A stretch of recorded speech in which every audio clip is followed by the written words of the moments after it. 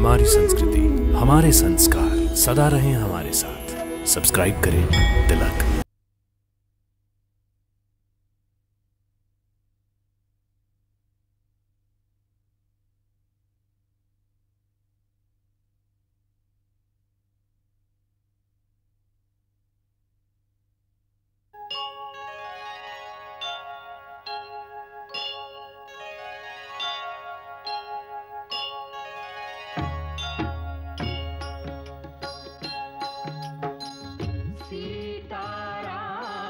चरित अति पावन, मधुर सरस अरु अति मन भावन।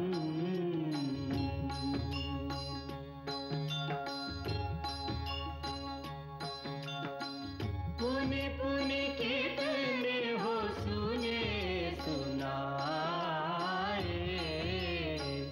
ये की प्यास बुझत न बुझाए।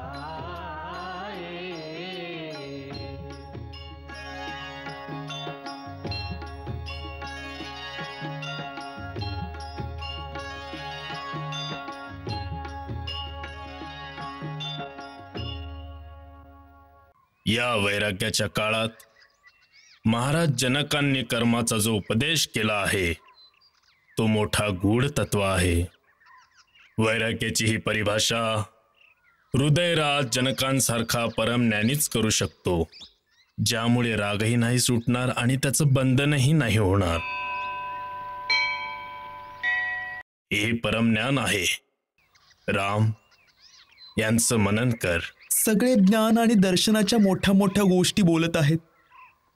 इकडे गुरुदेव आणि तिकडे महाराज जनक, पण दादांच्या आंतरिक दशेकडे कुणाचंही लक्ष नाहीये। ही वेळ ज्ञान आणि दर्शनाची नाही तर संवेदनेची आहे। परंतु कोरड्या संवेदनेने काय होणार, जर त्यासोबत मार्गदर्शन नसेल? दिशाहीन संवेदनेतून कर्मपद तर नाही बनत ना। कर्मपद कोण बनवता आर्य सुमंत? या सगळ्या तर्काच्या गोष्टी आहेत। पद तर घटिताच्या हातात आहे। जसं की एकदा भूकंप आल्यावर सारे मार्ग आणि रस्ते धरतीच्या आत सामून जातात, त्यावेळी दर्शन आणि ज्ञानाचा काय फायदा? तेव्हाच तर फायदा आहे जेव्हा भूकंपात सारे मार्ग आणि पथ नष्ट होतात, तेव्हा पुन्हा एकदा मार्ग आणि पथ तयार करावे लागतात। जे या भूकंपातून वाचतात त्यांना जीवांच्या नव्या आशेचा प्रकाश द्यावा लागतो। अशा वेळी धर्म आणि ज्ञानच नवीन कर्मपद तयार करतो। नाही आर्य सुमंत, नाही। जेव्हा घटिताचा भूकंप येतो तेव्हा ज्ञान आणि धर्म सगळं तिथल्या तिथं राहून जातं। हो, जर मनुष्य घटित जाणू शकला तर। मग काय करेल? तो जे घडणार आहे ते बदलू शकेल?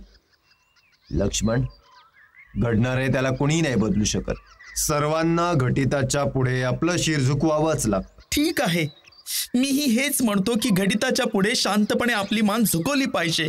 आणि मान झुकवून सारं जीवनभर तिथंच बसून राहिलं पाहिजे का? भूकंपानंतर मनुष्याला कुठल्या तरी दिशेने मार्गाने तर चालावंच लागेल। इथंच तर त्याला ज्ञान आणि धर्माची गरज भासते, जे की त्याला हे सांगेल की या अवस्थेत त्याचा धर्म काय आहे आणि त्याचा मार्ग कुठं आहे। परंतु तो मार्ग शोधण्याची शुद्ध कोणाला असेल? काळाची जखम इतकी अकस्मात आणि कठोर असते की मनुष्याचं चित्त स्थिर नाही राहत।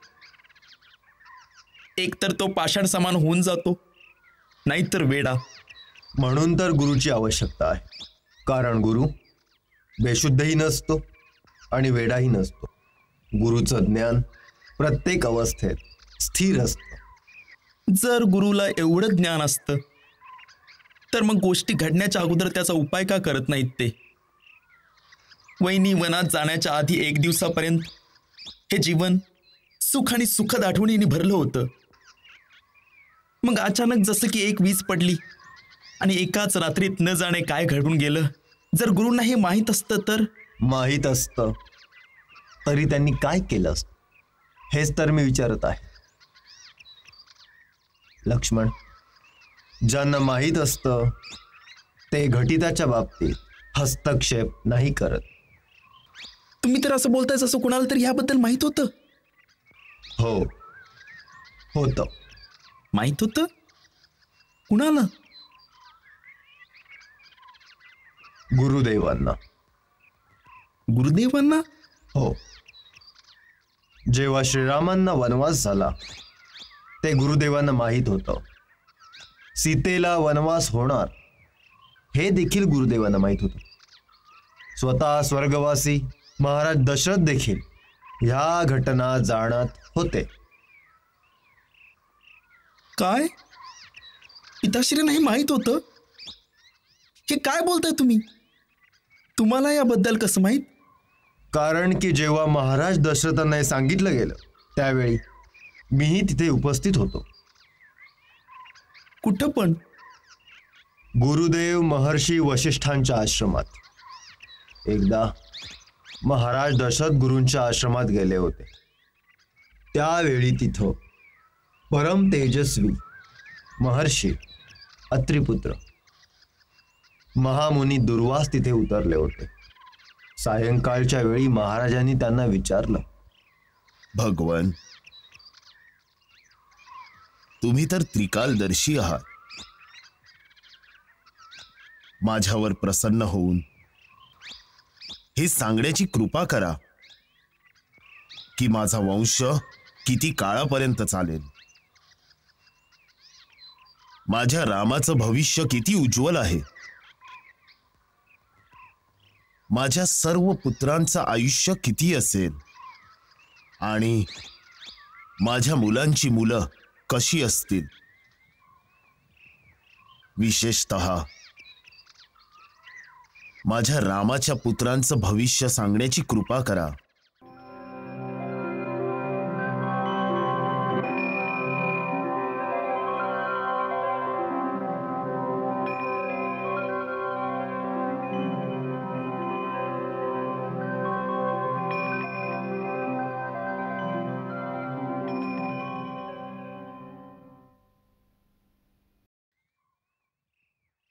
राजन, आपले सारे पुत्र दीर्घजीवी आहेत. सर्वांना उत्तम संतती होईल. त्यातून कित्येक नवे नवे राजवंश स्थापित होतील. तुम्ही विशेषतः रामाबद्दल विचारलं आहे. मग ऐका. रामाचं भविष्य अधिक सुखमय नसेल. तो आपल्या युवा अवस्थेतच सुखांपासून वंचित राहून पत्नीसहित 14 वर्षे वनात राहतील. जेव्हा राज्य सुख प्राप्त होईल तेव्हा पत्नी सुखापासून वंचित होतील. पती पत्नी दोघेही एकमेकांच्या विरहात आपापलं जीवन व्यतीत करतील. त्यांचे 2 पुत्र देखील होतील. ते खूप पराक्रमी होतील. दोघेही नवीन राज्य स्थापित करतील. राम त्यांचा अभिषेक अयोध्येच्या बाहेर करतील, अयोध्येत नाही. काय?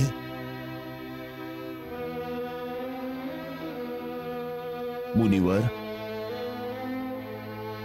राम तर मला सर्वाहून प्रिय आहे. माझ्या त्या पुत्राच्याच नशिबात इतकं दुःख का? राजन, श्रीरामाच्या भाग्याच्या बाबतीत तुम्ही जे काही सांगितलं आहे ते अज्ञानात बोलले आहात. कारण तुम्हाला माहित नाही की तुमचे पुत्र राम तर स्वतःच भाग्यविधाता आहेत. म्हणजे असं की हे तिन्ही लोकांचे स्वामी भगवान विष्णूंनी तुमच्या घरी राम बनून अवतार घेतला आहे.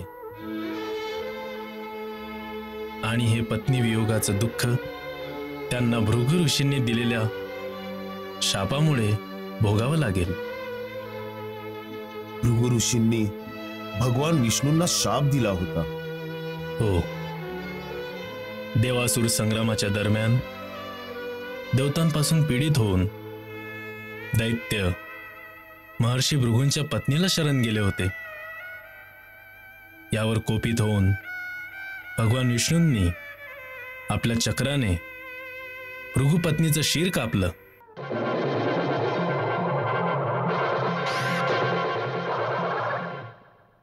यावर भार्गव वंशाचे प्रवर्तक भृगु ऋषींनी भगवान विष्णूंना शाप दिला.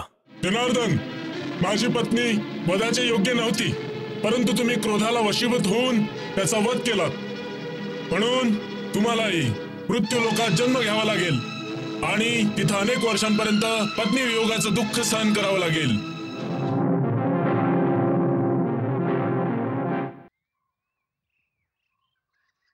त्यानंतर महाराज दशरथांनी मला शपथ देऊन सांगितलं होतं, ही गोष्ट राम, लक्ष्मण, भरत, शत्रुघ्न यांना कधीही बोलू नका.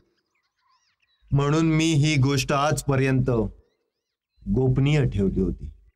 अशी विचित्र बाब ऐकून मनात कित्येक प्रकारचे प्रश्न उठतात.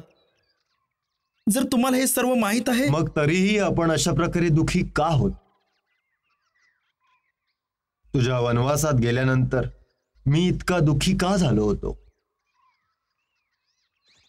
असे कित्येक प्रश्न माझ्याही मनात येतात, पण त्याची उत्तरं मला नाही मिळत. असं वाटतं की आपण साधारण प्राणी मायेच्या जाळ्यात असे काही अडकलो आहोत की त्यांच्यातून वाचून बाहेर पडणं संभव नाहीये. श्रीरामाला पहा, स्वतः भगवान विष्णूंचा अवतार आहेत. तरीही जेव्हा नररूप धारण केला आहे तेव्हा स्वतःला संपूर्णपणे मायेच्या अधीन करून टाकला आहे. तशाच प्रकारे दुःखी होतात, त्यांना वेदना होतात. मग आपण काय आहोत लक्ष्मण?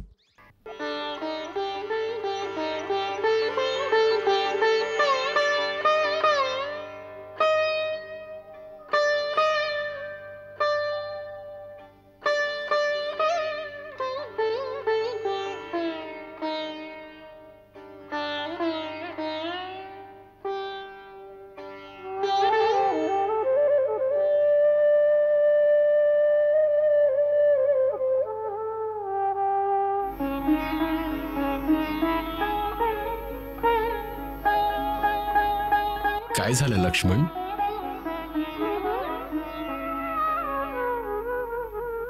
काही नाही दादा. कुठल्या गहन विचारात घडला आहेस? विचारात नाही, एका द्विधेत अडकलोय. कसली द्विधा? खूपच विचित्र द्विधा आहे दादा. आर्य सुमंत म्हणत होते की तुम्ही भगवान विष्णूंचा अवतार आहात आणि सीतावहिनी भगवती लक्ष्मीचा अवतार आहे.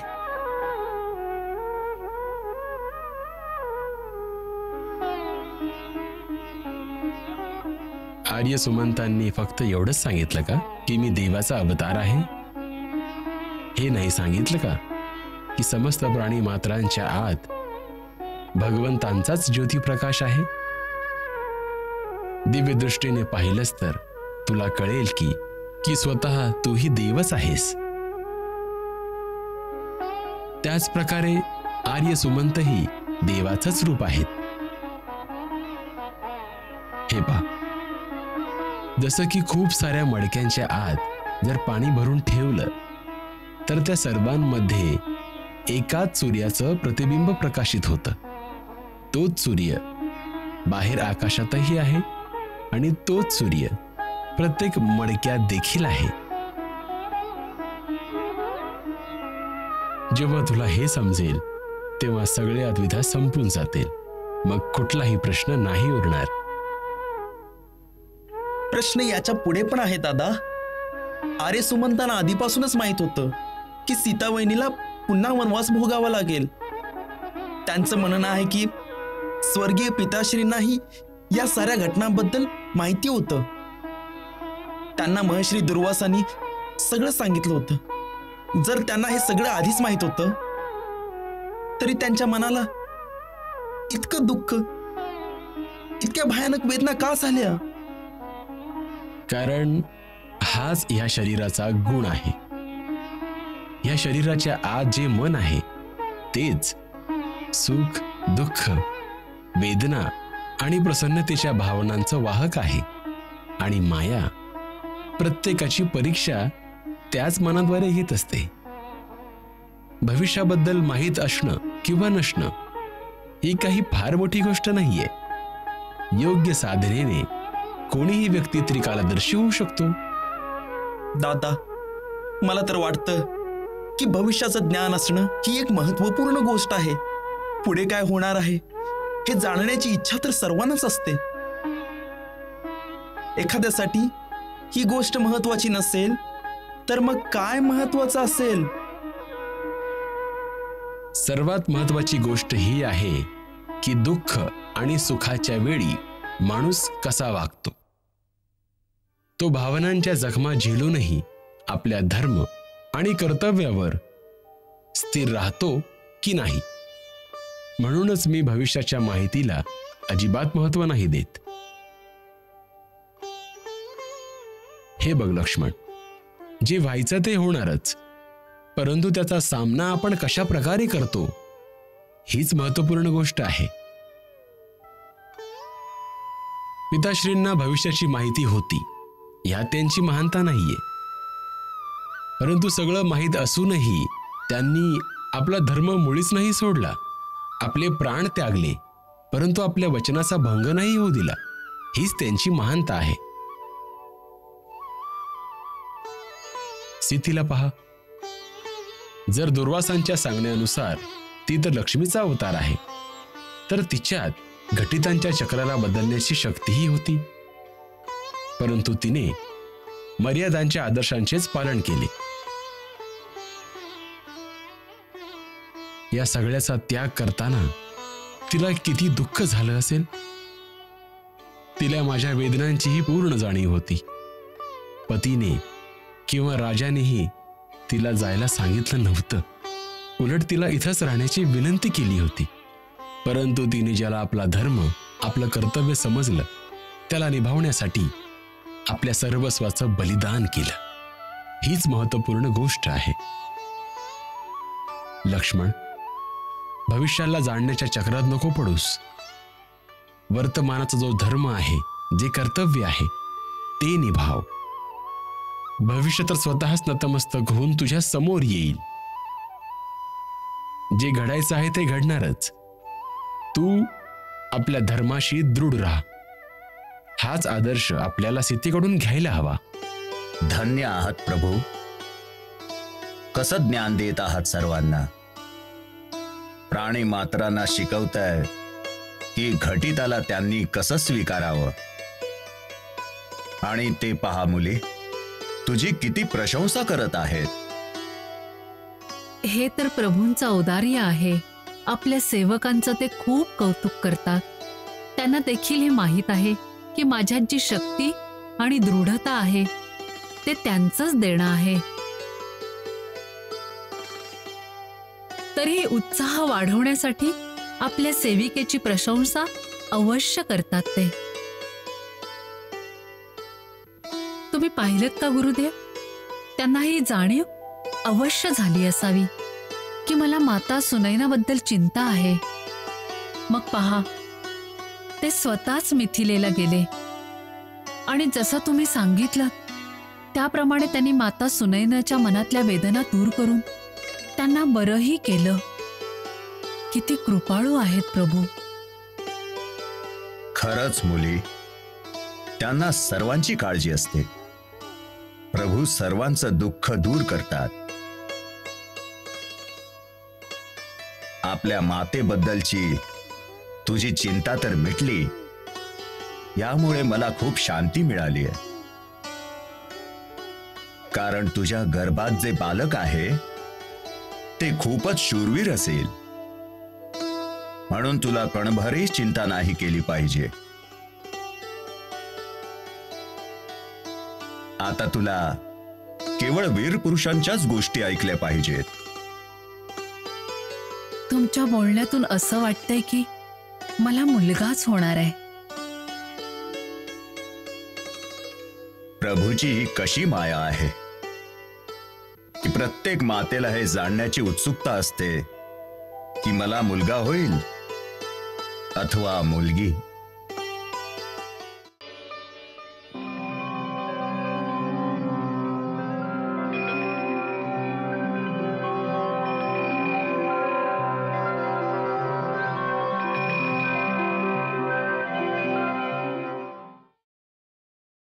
अवश्य मुलगाच होईल. आणि आणि 2 पुत्र होतील, जुळे.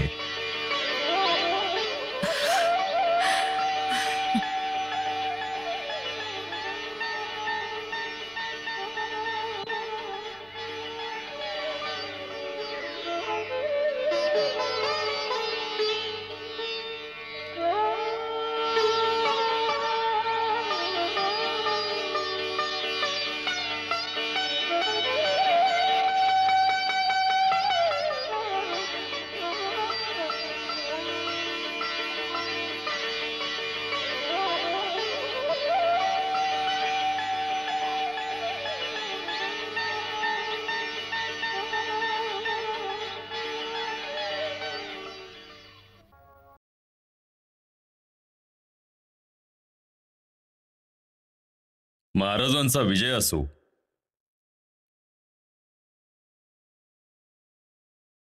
महाराज, यमुना किनारी निवास करणारे काही ऋषी राजद्वारावर आले आहेत.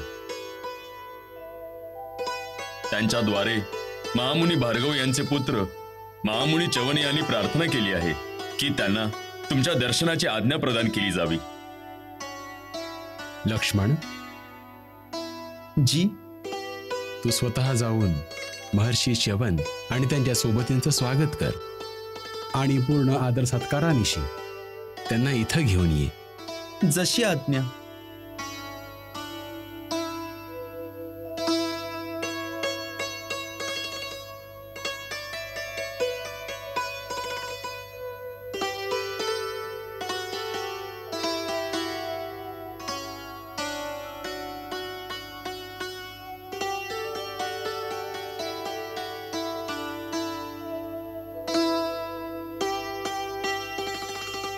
कल्याण असो.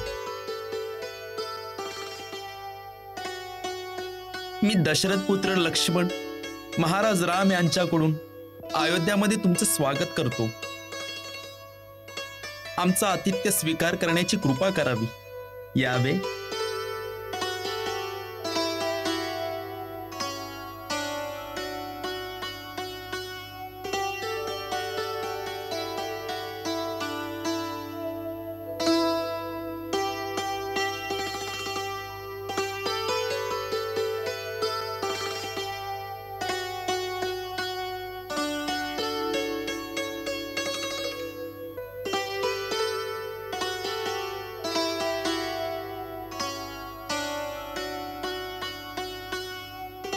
मी दशरथ पुत्र राम महर्षी च्यवन यांच्या श्रीचरणांना प्रणाम करतो. कल्याण असो राजन. आस भरे विश्वास भरे रघुनाथ की ओर निहारत हैं, जिनको चरणामृत पान करे जग सो ऋषि चरण पखारत हैं, जिनको चरणामृत पान करे जग सो ऋषि चरण पखारत हैं.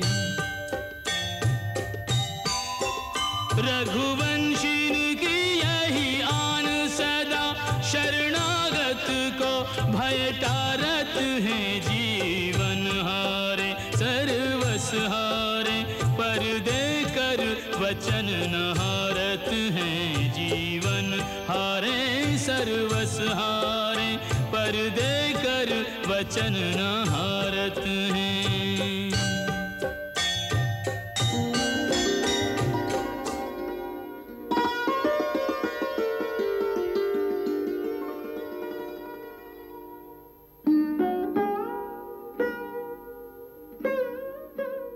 ऋषींनो, कोणत्या कारणानं तुमचं आगमन अयोध्येमध्ये झालं आहे हे सांगण्याची कृपा करा. मला करण्यासारखी काहीही सेवा असेल ती पण सांगा. मी आपल्या सगळ्या इच्छा पूर्ण करेन.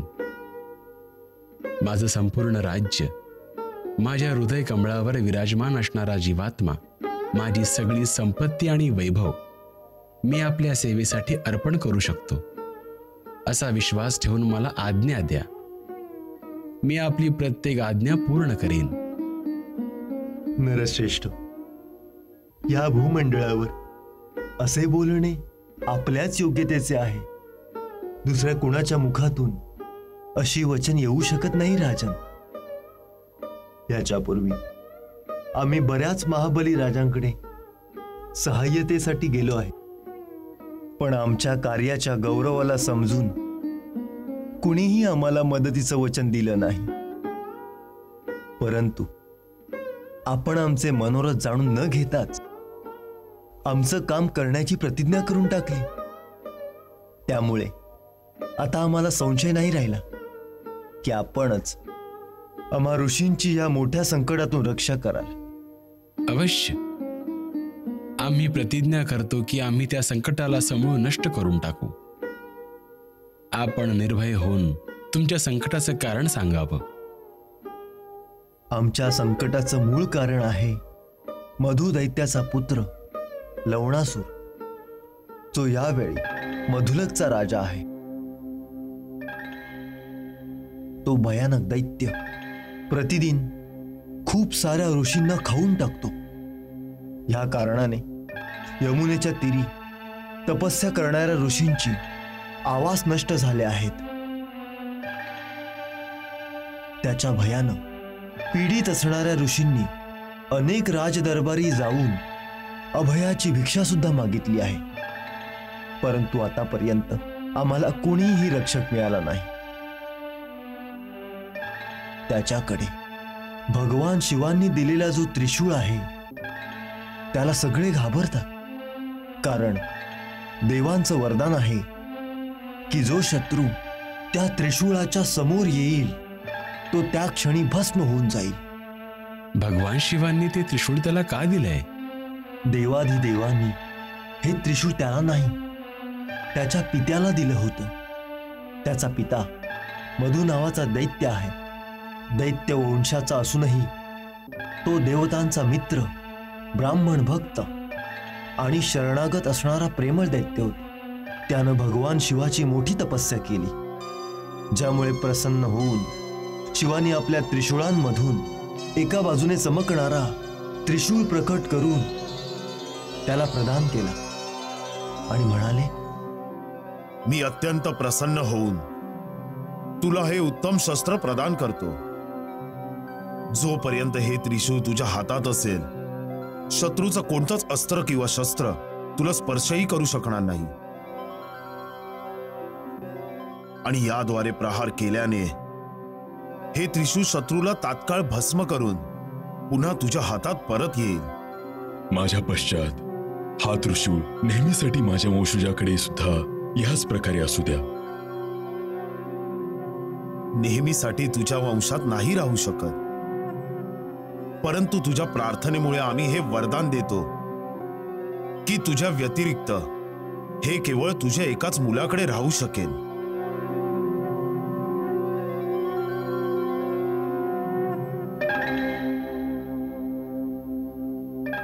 त्यानंतर मधु दैत्याने मधुरामध्ये स्वतःच राज्य स्थापन केलं. त्याचा पुत्र लवण अत्यंत भयंकर स्वभावाचा निघाला, शिवाय दुष्ट प्रकृतीचा. अशा महापाप्याला प्राप्त करून मधुदैत्य अत्यंत दुःखी झाला आणि अंततः तो आपले राज्य सोडून स्वतः समुद्रात राहायला निघून गेला.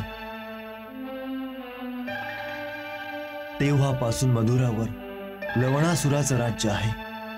त्याच्या अत्याचारांमुळे चारी दिशांना हाहाकार माजला आहे, परंतु त्या दिव्य त्रिशूळाच्या भयानं कुणी त्याच्याशी टक्कर घेण्याचं साहस करत नाही.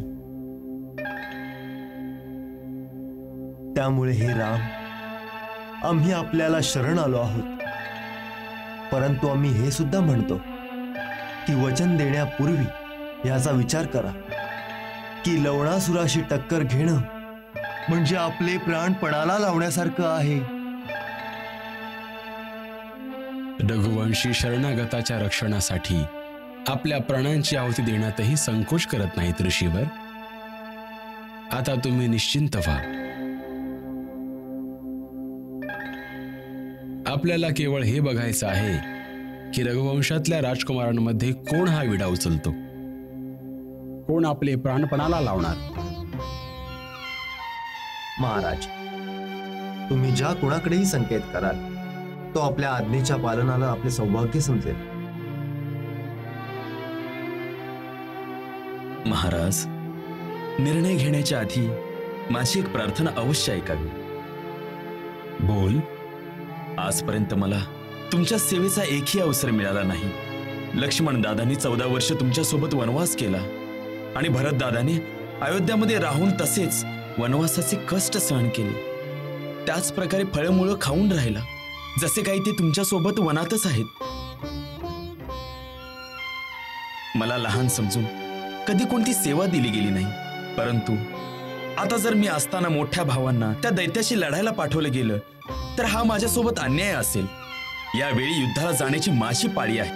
आम्ही मोठे भाऊ असताना तुला त्या राक्षसाशी युद्ध करण्याची काय आवश्यकता आहे? ऐकलं नाहीस का? तिथं प्राणांचं संकट आहे. महाराज, मीच त्या राक्षसाला संपून टाकेन. नाही महाराज, मी आधी मागणी केली आहे. मला अवसर दिला नाही गेला तर असं वाटेल की महाराजांना माझ्या वीरतेवर संशय आहे. मृत्यूचं भय दाखवून माझा अपमान करू नका दादा. महाराज राम, भरत आणि लक्ष्मणाचा छोटा लवणासुरालाच काय, स्वतः काळाला पण घाबरू शकत नाही. महाराज, माझी प्रार्थना स्वीकार करा.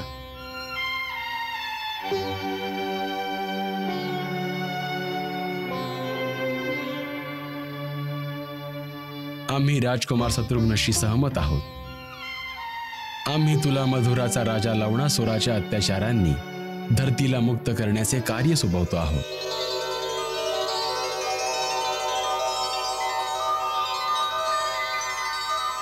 आर्यसुमंत, सेनेला तयारीची आज्ञा दिली जावी. जशी आज्ञा. आम्ही आज ह्याच वेळी राजकुमार शत्रुघ्नला मधुरेचा राजा घोषित करतो. त्यांच्या राज्याभिषेकाची सुद्धा तयारी केली जावी. राज्याभिषेक? हो. अयोध्येवरून कूच करण्याआधी आम्ही तुला मधुरेचा राजा बनवून तुझा अभिषेक स्वतः करू, जसा आम्ही बिभीषणाचा अभिषेक आधीच केला होता. महाराज, या अभिषेकाचा स्वीकार करणं मला अधर्म वाटतं आहे. मोठे भाऊ असताना लहानांचा अभिषेक कसा काय केला जाऊ शकतो? मोठे दादा भरत यांच्या बोलण्याला विरुद्ध जाऊन मी मध्येच बोललो. कदाचित तुम्ही यासाठी तर मला दंड देत नाही ना? माझ्या चुकीला माफी असावी दादा, माफी असावी. नाही शत्रुघ्न, तू काही चूक केली नाहीयेस. प्राणांच्या संकटाचा मुद्दा जेव्हा समोर आला तेव्हा तू तीच वीरता दाखवलीस जी रघुवंशी राजकुमाराने दाखवायला पाहिजे होती. आम्ही जी अभिषेकाविषयी बोललो ते शास्त्रानुसार आवश्यक आहे. जेव्हा कोणी कोणत्याही राजाच्या वंशाचा समूळ नाश करतो त्यावेळी त्याच्या राजधानीमध्ये दुसऱ्या राजाला स्थापित करणं त्याचा धर्म बनून जातो. अन्यथा ते राज्य, तो देश आरक्षित आणि अव्यवस्थित होऊन जातो. त्या देशात अराजकता माजून जाते.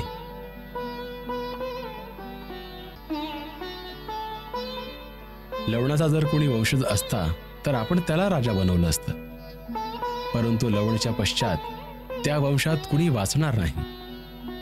त्यामुळे जेव्हा तू लवणासुराचा अंत करशील, ज्याचा आम्हाला पूर्ण विश्वास आहे, त्यावेळी मधुरेला एका राजाची आवश्यकता असेल. त्यामुळे ते राज्य आता तुलाच सांभाळावं लागेल.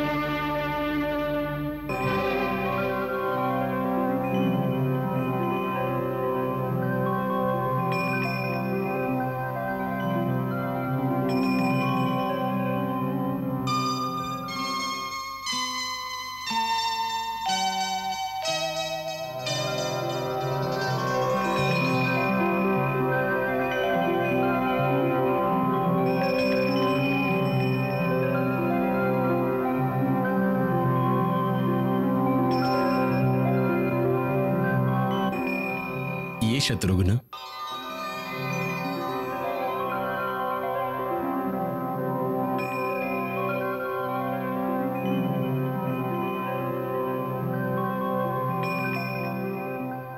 शत्रुघ्न, मी तुला ह्यासाठी बोलावलं आहे कारण मी तुला हा दिव्य आणि अमोघ बाण देणार आहे.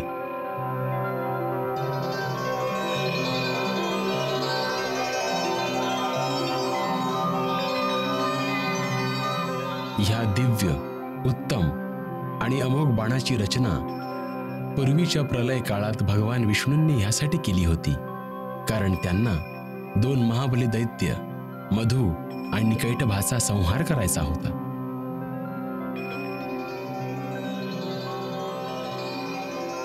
ते तिन्ही लोकांमध्ये सृष्टी इच्छित होते आणि मधु, कैटभ आणि अन्य राक्षस त्यामध्ये विघ्न आणत होते. त्यामुळे भगवान विष्णूंनी ह्याच बाणाने त्यांना मारलं होतं.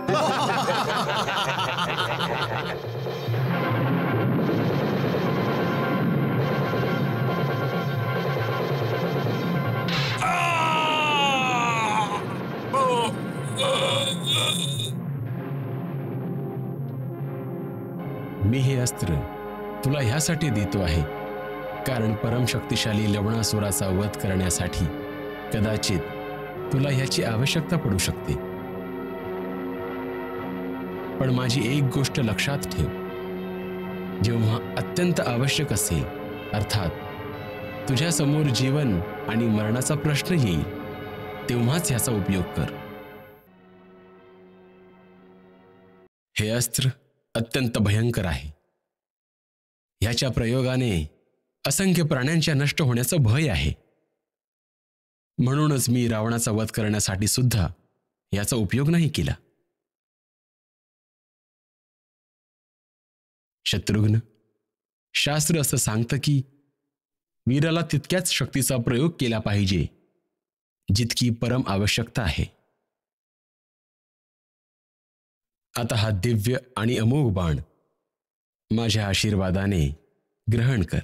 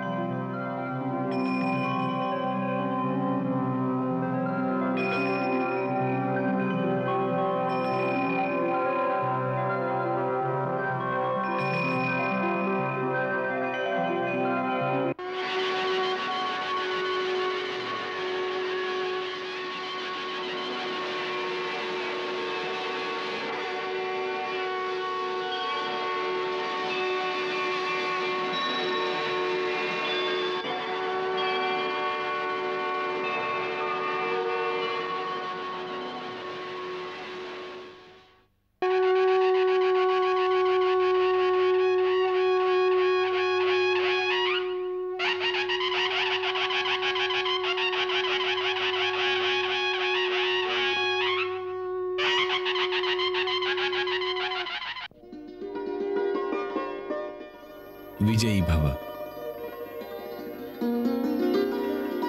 शत्रुघ्न, आपले पूज्य पिता श्री महाराज दशरथ यांनी जो दिग्विजय केला त्यानंतर आज प्रथमच अवधची सेना तुझ्या नेतृत्वाखाली विजय यात्रेवर निघाली आहे.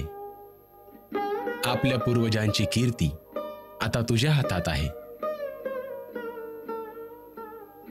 वाटेत महर्षी वाल्मिकींचा आशीर्वाद घेऊन जा. च्यवन ऋषींच्या आश्रमांपर्यंत तुझ्या सेनेला अशा प्रकारे यात्रा केली पाहिजे ज्याने लवणासुराला कुठल्याही प्रकारचा संदेह होऊ नये की कुणी युद्धासाठी त्याच्याकडे जातो आहे. च्यवन मुनींच्या आश्रमात पोहोचल्यानंतर पुढे जाण्यासाठी ते तुझं मार्गदर्शन स्वतः करतील. आणि लक्षात ठेव, सेना आणि सेवकाला पर्याप्त धन देऊन आणि मधुर भाषणाने नेहमी प्रसन्न ठेवलं पाहिजे. संतुष्ट आणि प्रसन्न असलेले सेवक संकट समय जिथे साथ देण्यासाठी सोबत उभे राहतात तिथे कदाचित निकट संबंधी सुद्धा उभे राहत नाहीत. त्यामुळे सेना आणि सेवकाला संतुष्ट आणि प्रसन्न ठेवलं पाहिजे. अजून एक गोष्ट, पिताश्री एकदा मला म्हणाले होते की राजाला नेहमी सदा सेनेच्या पुढे असलं पाहिजे. सेना त्याचा खूप आदर करते. ही गोष्ट लक्षात ठेव.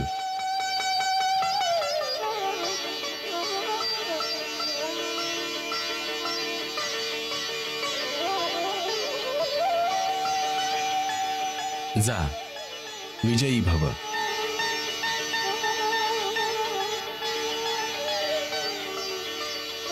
मी आपल्या आशीर्वादानं विजय प्राप्त करून खूप लवकर परत येईन. नाही, लवणासुराने त्या देशाचा नाश करून ठेवला आहे. त्यामुळे तुला तिथे राहून तिथली व्यवस्था ठीक करावी लागेल, ज्यामुळे तिथली प्रजा सुखी, समृद्ध आणि धर्मशील होईल. जिथे इक्ष्वाकू वंशांचं राज्य असेल तिथल्या प्रजेचं नेहमीच कल्याण व्हायला हवं. त्यामुळे तुला तिथेच राहावं लागेल. परंतु मी तुमच्याशिवाय कसा राहू शकेन? हे बघ शत्रुघ्न, आता तूही माझ्यासारखाच राजा आहेस. प्रजारंजनासाठी राजाला किती बलिदान करावं लागतं हे तू बघितलंच आहेस.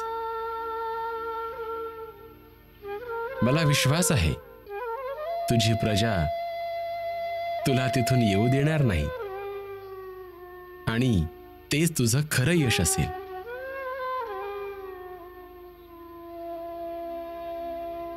आई भवानी सदा तुझं कल्याण करेल. जा.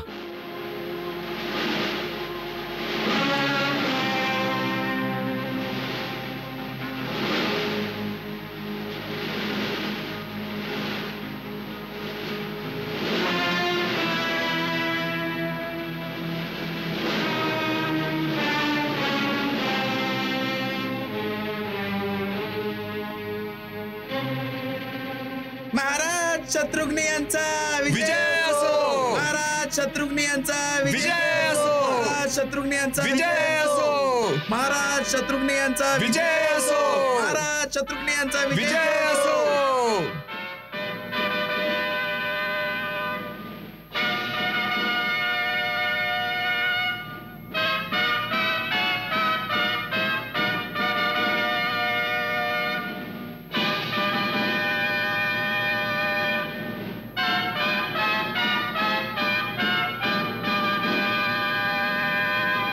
हर हर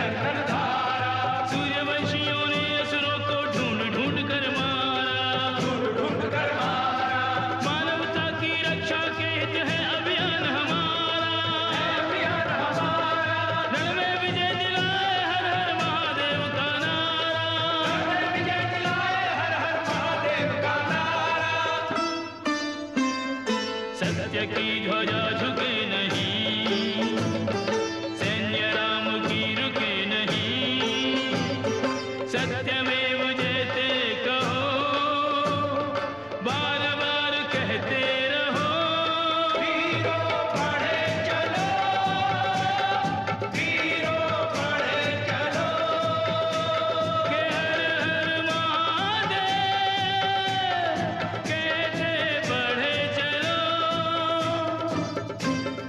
मातृभूमि के उलाट लो, सत्य की ध्वजा लिए चलो, सत्यमेव जयते कहो, बार बार कहते रहो, वीरों बढ़े चलो, बढ़े चलो, बढ़े चलो, बढ़े चलो, महादेव महादेव बढ़े चलो, बढ़े चलो, बढ़े चलो, वीरों बढ़े चलो।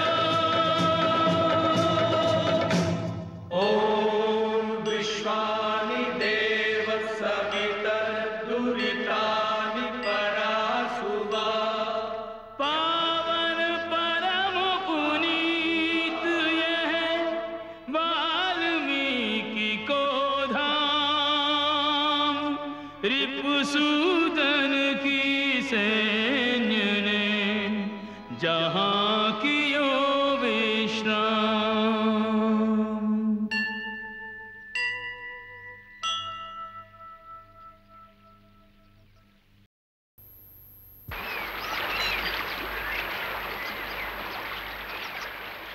आज रात्री इथेच विश्राम होईल. सेना याच वनात राहील. सगळ्यांसाठी प्रबंध केला जावा. आम्ही महर्षी वाल्मिकीच्या आश्रमात जातो. जशी आपली आज्ञा.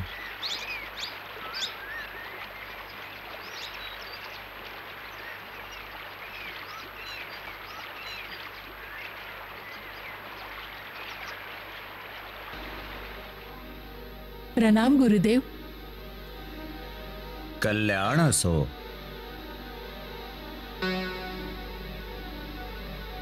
भगवान, वनदेवी ह्या वेळी प्रसव वेदनांनी खूप त्रासलेली आहे.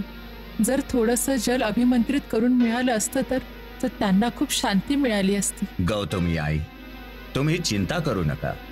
जन्माची वेळ आता झालीच आहे. आता बालकांचा जन्म होईलच. मी कुंडली बनवूनच ठेवली आहे. पुष्य नक्षत्र आणि लग्नाघरी सूर्य आहे. जन्मतःच तेजस्वी असतील. मी लगेच जल अभिमंत्रित करून देतो.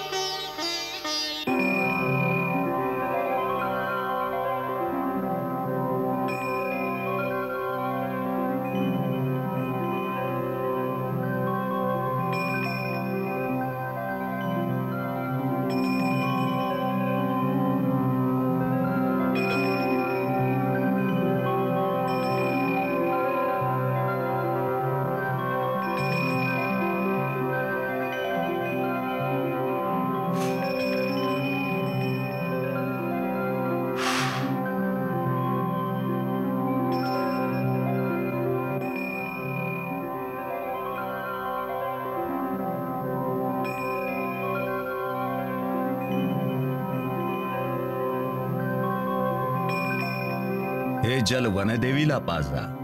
संतान उत्पत्तीमध्ये काही कष्ट होणार नाहीत.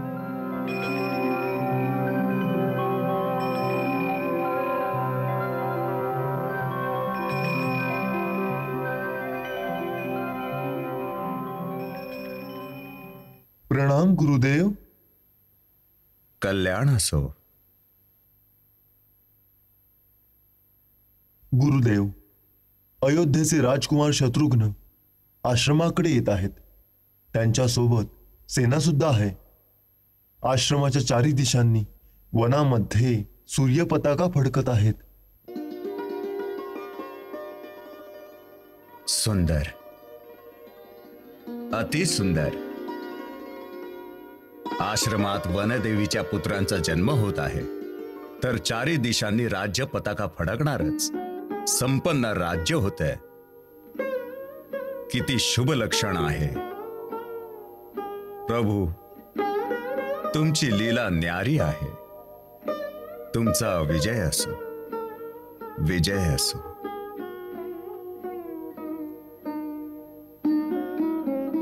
जयदेव. बोला गुरुदेव. राजकुमार शत्रुघ्नाला आदरपूर्वक घेऊन या. जशी आज्ञा गुरुदेव.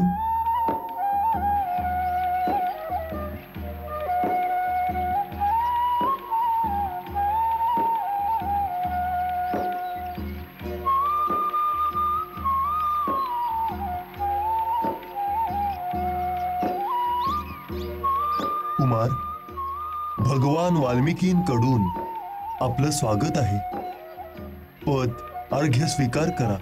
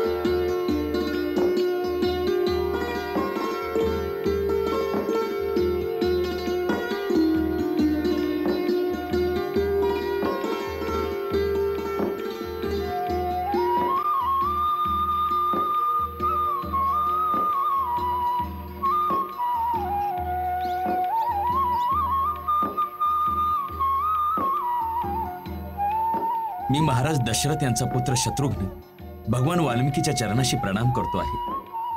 कल्याण वस्तु. कुमार शत्रुघ्न, आसन ग्रहण करा.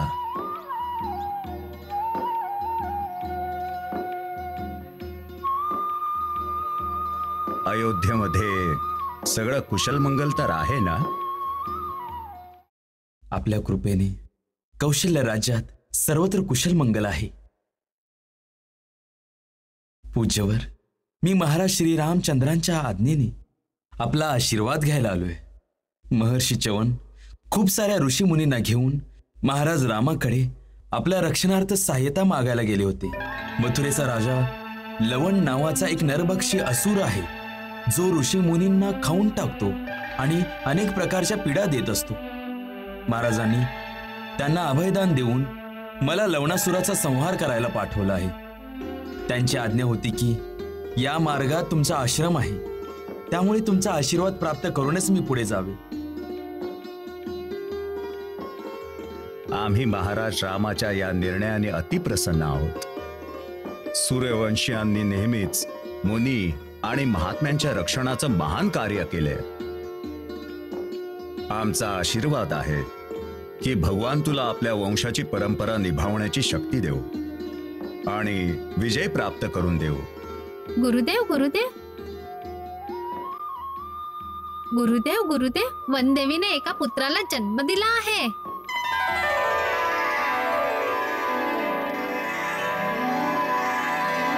गुरुदेव गुरुदेव, वनदेवीने 2 मुलांना जन्म दिला आहे.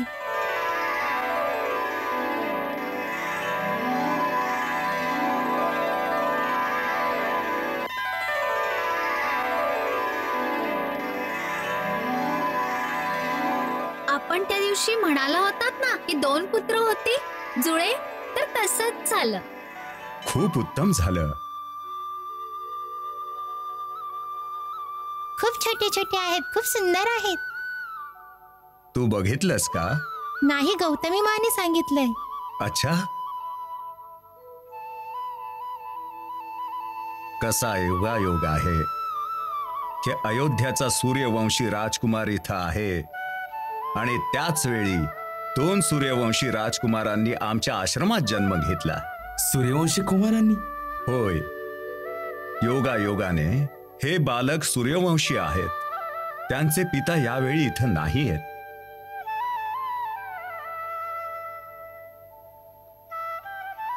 गौतमी माने प्रार्थना केली आहे की आपल्या आशीर्वादाने बालकांचा जन्म खूप सुकर झाला आहे. आता आपण कृपा करावी आणि येऊन बालकांचा जातक संस्कार करावा. चांगली गोष्ट आहे. तुम्ही लोक जाऊन जातक संस्काराची तयारी करा.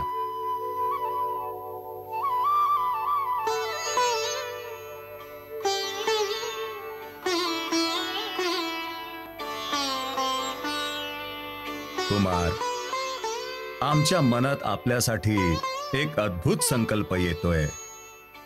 आज्ञा करा गुरुदेव. हे बालक सूर्यवंशी आहेत. त्या नात्याने तुम्ही या बालकांचे काका लागता. त्यांचे पिता यावेळी इथं नाही आहेत. पित्याच्या अनुपस्थितीमध्ये काकाच्या हातून जातक संस्कार करण्याचे विधान आहे. तर मग आपण माझ्यासोबत येऊन त्या बालकांना आशीर्वाद द्याल तर योग्य असेल. आपल्या आज्ञेने असे शुभकार्य करणं माझं अहोभाग्य असेल. अहोभाग्य तर या बालकांचा आहे, ज्यांचा काका आज अयोध्येचा राजकुमार आहे आणि उद्या मधुरेचा राजा होईल. माझा आशीर्वाद आपल्या सोबत आहे. यावे.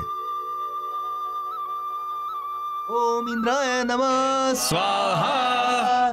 ओम इंद्राय नमः स्वाहा. ओम इंद्राय नमः स्वाहा. भाग्यवान का भाग्योदय कैसे संजोग मिलाए. लो जातक संस्कार को अपने स्वयं ही चल कर आए.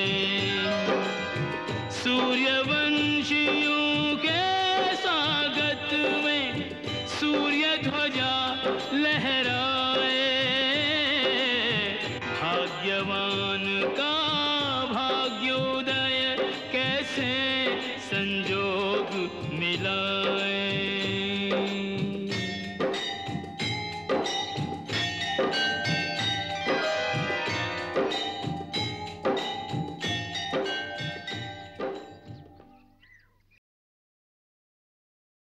गौतमी माते, या दोघांमध्ये सगळ्यात आधी जन्म कुणाचा झाला? प्रभू, हाच मोठा आहे.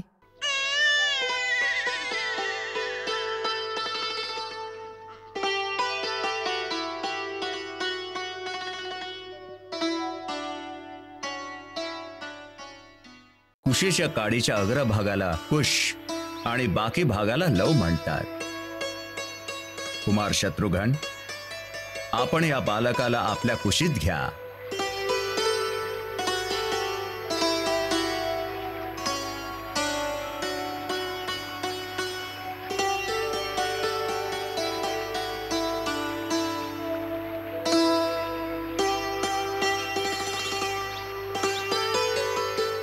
या बालकाचा मार्जन आम्ही कुशानं केलं आहे, त्यामुळे याचं नाव कुश असेल.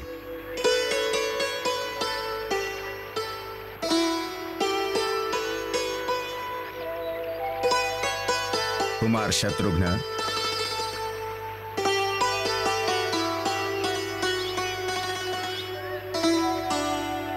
आता या बालकाला आपल्या कुशीत घ्या.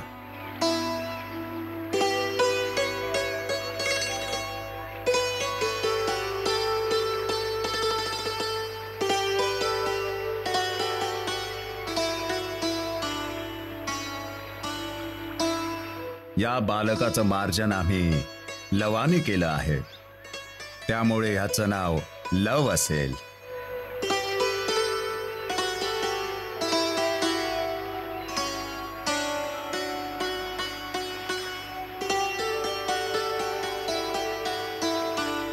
कुमार शत्रुघ्न, आता काका असण्याच्या नात्यानं या दोघांना आशीर्वाद द्या.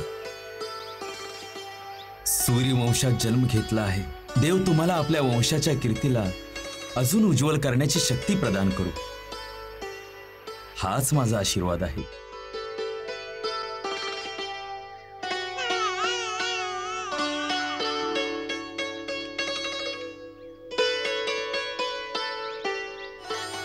माझ्याकडे यावेळी देण्यासाठी हीच भेट आहे, याचा स्वीकार करावा.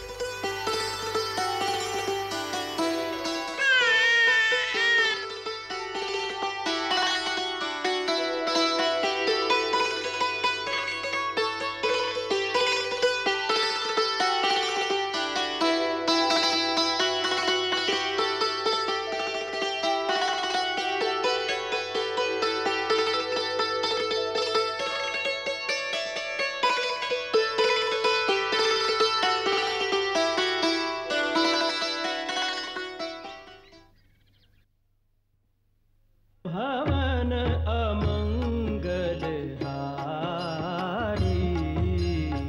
द्रव हो सुदशरथ अजिर बिहारी.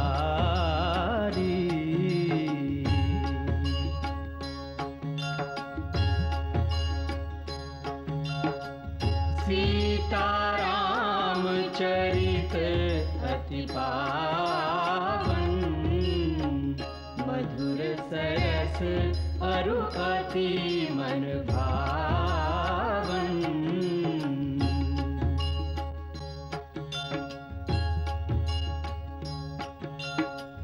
पुनि पुनि कितने हो सुने सुनाए, किय की प्यास बुझत न